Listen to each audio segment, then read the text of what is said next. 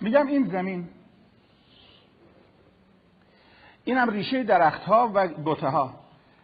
ریشه درختها مواد غذایی رو از زمین جذب میکنه، میده به ساقه، میده به گل، گل میشه میوه، گندم، برنج، میوه‌جات.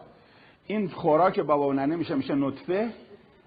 این نطفه جاش در رحم مادر هی رشد میکنه، علقه و مضغه و کم کم تا یک روح دمیده میشه، به دنیا میاد. به دنیا که میاد حرف زدن یاد میگیره، راه رفتن یاد میگیره، کودکستان میره، راهنمایی میره، دبیرستان میره، دانشگاه میره، تا میشه یک انسان کامل. این انسان کامل همون طفل بود، طفل همون نطفه بود، نطفه همون میوه بود، میوه همون مواد غذایی خاک بود. انسان کامل بسم الله موهاش سفید میشه، چشمش عینکی میشه، صورتش چین میخوره، کمرش خم میشه، پاش عصای میشه، حافظش کم میشه، یه ذره ذره هی آب میره آب میره آب میره آب میره تا دیگه پیر میشه، کم کم میمیره.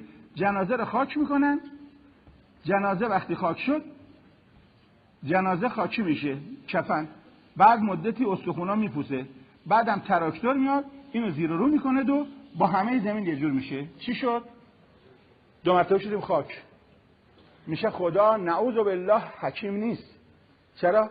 برای که از خاک آدم درست کرد، دو مرتبه آدمو خدا. یا اگر میخواستی خاک درست کنی مگه اول خاک با هم بگید، مگه اول خاک نبودیم؟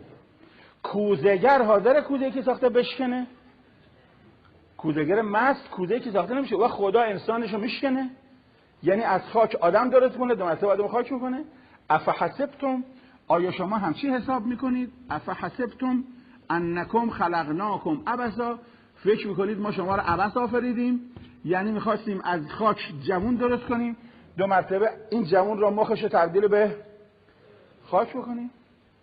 اگر قیامت نباشه ما با مردن خاک بشیم، خدای اولش که خاک بودیم. باید یه حساب کتاب باشه.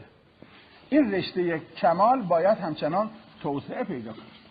منتها شما میگی ذرات پخش شده چطور جمع میشه؟ چطورش هم برای ما آسونه. شما یه مشکو دوغ میریزید توش، تو این مشک دوغ میریزید، مشکو میزنید، چربیا که همه ماس پخشه، وقتی مشکو زدید ذرات پخش شده چربی که پخش بود همه یه جا بگید. چطور شما مشکو میزنید چربی ها یه جا جمع میشه؟ خدا میگم از زمین رو میزنم، شما مشکو میزنید خدا زمین رو میزنه.